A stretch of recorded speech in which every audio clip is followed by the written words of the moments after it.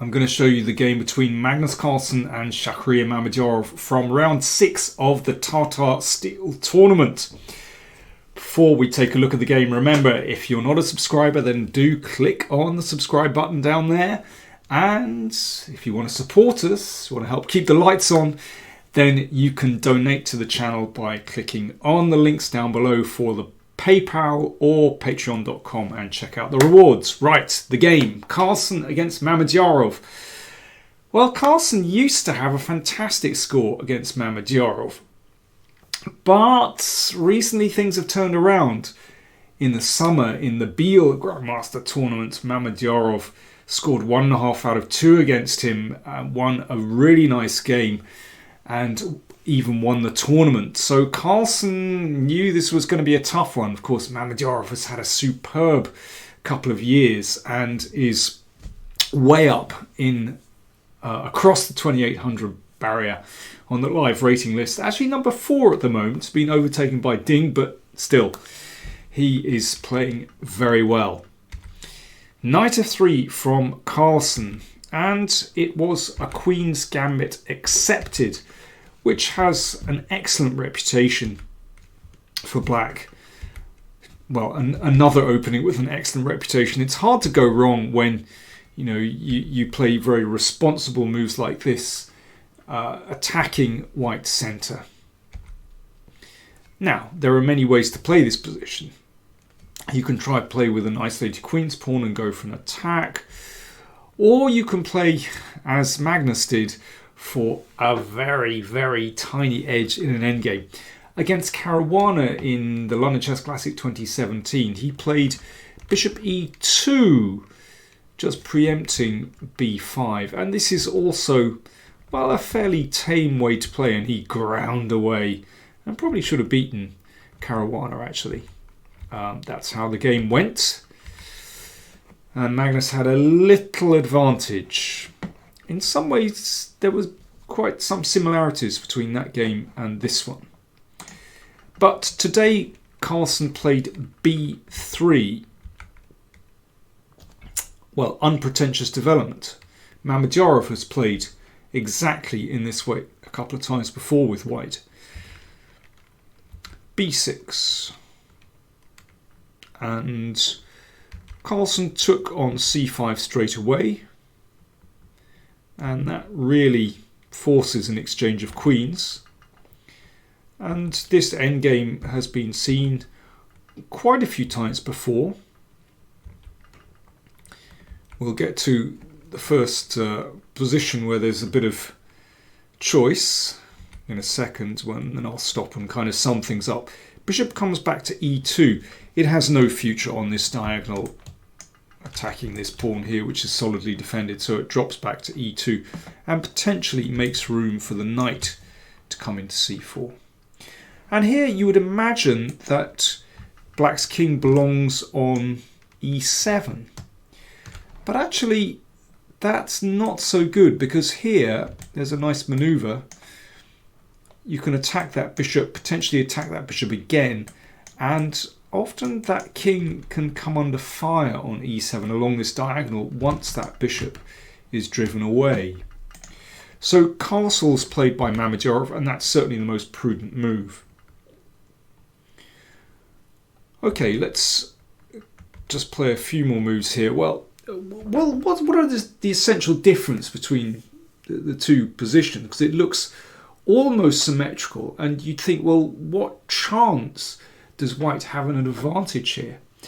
Well, it is certainly just a little bit more comfortable for white to play this position than black, and it's all down to the position of these queenside pawns. You can see that they don't protect each other, so they're very slightly vulnerable. At this moment, they're protected by the knight, by this bishop as well, the pawn on b6, and this pawn on a6 also protected by these pieces. However, black always just has to be a little bit careful of how he places the pieces. And one problem is that if the pawn advances, then it lets in potentially a knight to a5. And also with the pawn on b5, it could be that white can upset that pawn chain with a4. Now if you compare with white's pawns on the queen side, there is simply nothing for black to attack here. So that is the slight but very important difference between the two positions. Of course, if you feed this into a computer, it will tell you equal. But it's not so clear in practical play. Knight e1, this is a standard maneuver to bring the knight to d3 to attack the bishop on c5. White has to be a little bit careful, doesn't want to exchange, to have the knight exchanged off and have to recapture with the pawn. So that's why the rook belongs on c1 anyway. And the knight comes to d3. So the bishop removes itself. You don't want to give up your dark-squared bishop. And the players repeat moves. And you can see that Mamedyarov is actually threatening to exchange off bishop for knight here, which would break up white's pawns. So Carlsen just dips the knight back. But remember, those pawns just a little bit vulnerable still, so the bishop drops back. And here, in many games that have been played, in not exactly this position, but very similar positions, players of the white pieces have often gone f3 here in order to bring the king to f2, and it just does a slight improvement to the position in the sense that it takes away the e4 square from black's pieces. However, it could be sometimes that e3 pawn is a little bit vulnerable, and I think it's quite telling that Carlsen goes his own way here. He puts the king on f1, doesn't want to play f3, doesn't want any weakening of his pawns at all. And that's so typical of Magnus. If you look at his games, he is so careful with how and when he advances his pawns. And bishop f3. Well, it's a moot point. We don't know how Magnus would have recaptured after bishop takes. He can recapture with knight or pawn. I wonder if he would have played pawn takes actually, and then put the king on e2, and well, you can either advance with the f pawn, potentially even use the g file as well. It's interesting because the pawn controls the e4 square, and that could be useful, and the king is very safe on e2. Knight d5 played by Mamedyarov, and knight c4. So you can see there's still just a little bit of pressure here, and that knight on d5 is pinned. So Mamedyarov cracks. He decides, right, I don't want to wait any longer. I want to just do something with those pawns. So he advances the pawn to b5. Knight comes to a5, attacking the bishop, which drops. And now strategy changes, of course. The knight in itself on a5 can't really achieve much. The c6 square, where it would like to land, is covered by rook and bishop. So what's Carlsen going to do? Well, he played a3. Right, so why is he suddenly weakening these pawns? Well, he's going to put his pawn on b4 and then try and bring this knight round to c5 to attack the a6 pawn. Mamedyarov needs counterplay, so he advances on the king side. And this is very logical because it gives his king some room, and it could be that this pawn advance on the king side creates serious counterplay, as we're going to see actually. So the knight comes back to b3 and potentially angling for the c5 square. Bishop f6 is very logical, seems sensible to exchange off this good bishop, take some control over e5 as well, but it does allow the knight into c5, so you give something, you get something. Knight comes into c5, and now the game starts to become very tactical indeed. Well, you can see that, well, there's all this piece interaction. the king is coming out, which potentially means, you know, there are tactics against the king. The pawn on a6 is attacked. So black needs to be careful here. But, well, Mamedyarov is a great tactician, actually, and he defended his position very dynamically here. Knight b6.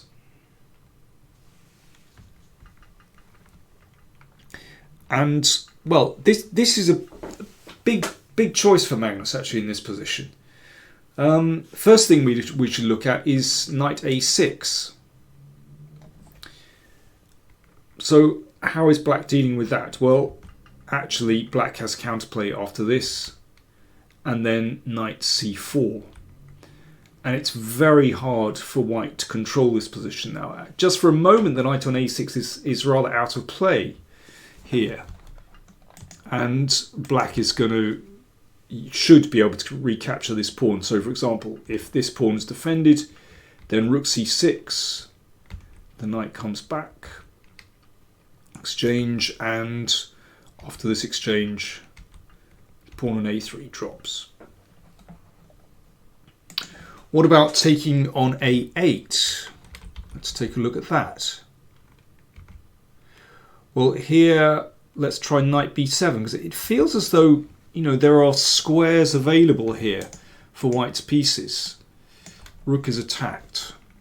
Actually, black is fine here. For example, after this, taking and knight d5. And here white has to be careful that black isn't just playing a5 and liquidating all these pawns. You notice in these positions how, because Magnus has kept the pawn on f2, then there are no problems with e3. And also, well, supposing we did have a position with the pawn on f3 and king on f2, then notice that the second rank would be a bit vulnerable if black's rook ever did break through. So he knew exactly what he was doing when he declined to play f3, which, as I said, many other players have played in that kind of position. So Magnus just ducked back with bishop e2. Knight c4. So Mamedyarov getting counterplay against this pawn. So there's no point in taking here. It'll just liquidate the position. But Magnus increases the tension with a4. Of course, that can't be taken because the knight would be attacked. Now it's possible to take on c5, but Mamedyarov saw a tactical solution to his problems. And he can see that actually things might be going his way if Carlsen misplays this position. He has chances here. So clearly exchanging on b5 will lead to nothing. White has no target. So Carlsen played a5, but of course Mamedyarov had anticipated this very obvious move and he played knight d5. Now black has two threats. One is to take on b4, undermining the support for the knight on c5, and the other is to take on e3 with a fork. Well, let's just have a quick look at king g1, just stepping out of the way of knight e3. Then takes, and, well, let's just trade there first and here. And this position is about equal. Basically, black will be fine here. There's even counterplay with f4. Okay, let's come back here. So in this position, Carlsen plunged in. He took on a6, allowing the fork on e3. So in a way, it's a very typical Mamedyarov solution to the problems. You know, it's a dynamic solution. So we have a material balance of, let me see, two knights against rook and pawn. So still, you know, a numerical balance. very often in these kind of positions, it's about whether the minor pieces have good anchors, good support, good pawn support, and of course the activity of the rooks as well. And here, well, we can see that Mamedyarov's pieces are beautifully active, and with that rook taking the second rank, he has superb counterplay here. And well, this is Carlsen's trump in the position, of course, the protected passed pawn on a5, which isn't too far away from the queening square. So still very, very complicated position with both sides actually playing for a win here. Bishop f3 played by Carlsen. Here it's possible actually to exchange that and bring the rook in and swing across here. And this actually is sufficient for a draw, because this is basically going to lead to a draw by perpetual check after this. But Mamedyarov played bishop e4, and there is nothing wrong with this move either. Just attacking the knight here and looking at that pin too. So knight c5 and bishop exchange for knights.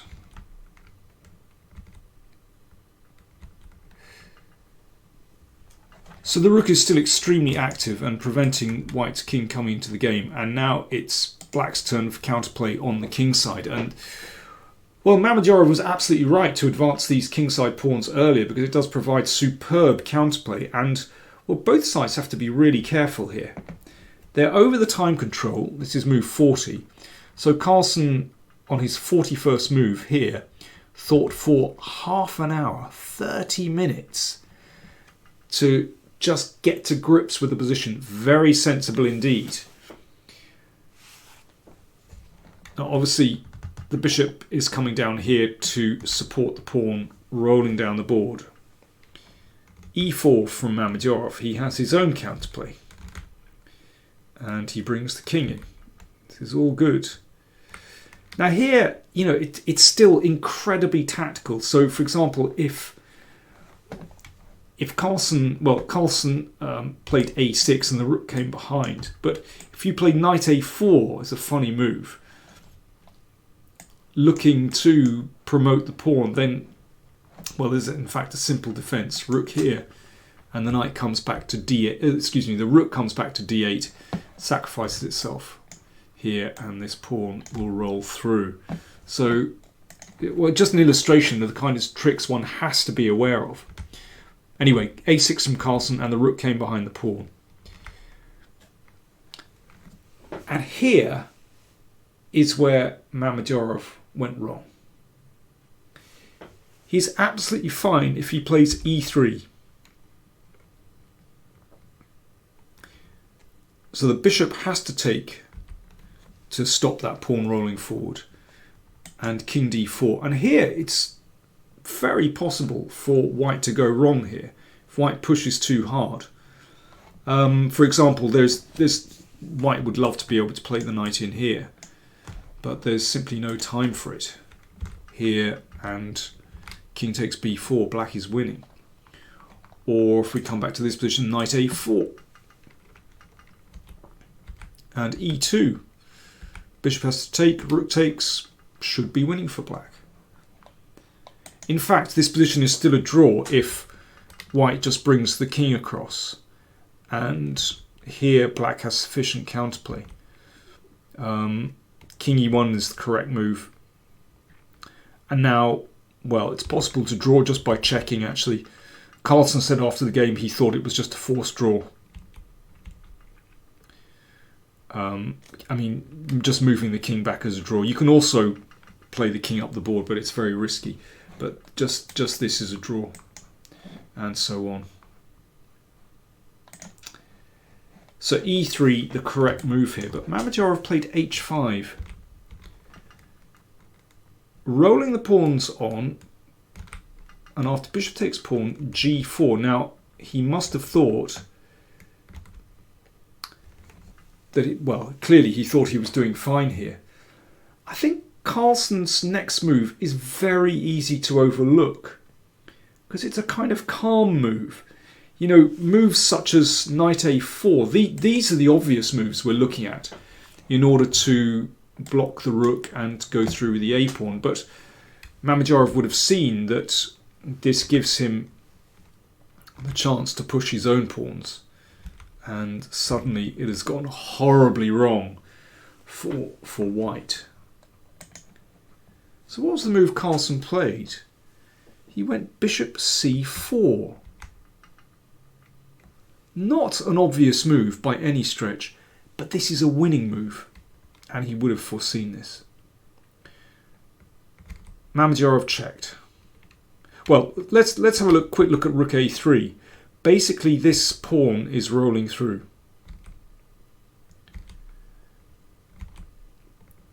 And after this, here is the crucial part. That pawn is queening with check. So often a theme in endgames where there's a race of pawns. It's incredible how often this occurs to win the game. I mean, there are still a few details here. We still have to pick up the pawn on e2, but we can do that by force. So rook check played, f4, b5, and now the pawns are rolling through. Mamedyarov tried one last trick, king f4, with the idea that if b7, then there is a checkmate.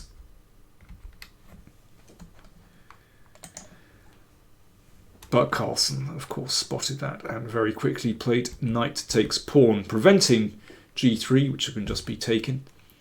And if king takes, then b7. And one of those pawns is going to roll through, and black just isn't in time. Well, Carlsen said after the game, today wasn't a brilliant game, but I managed to outlast him. I think that's a very good choice of words from Carlsen, to outlast him. In other words, Magnus was able to maintain his concentration for the entire game, and that 30-minute think at move 40, just after move 40, clearly paid dividends. So that means that there are now 4 players in the lead after 6 rounds. We have Jan Nepomniachtchi, Magnus Carlsen, Ding Liren and Anish Giri on 4 points. In the next round, Fedoseev plays Carlsen, Giri plays Ding, and Nepo plays Duda. We're almost off over the halfway mark, and things are just brewing very nicely.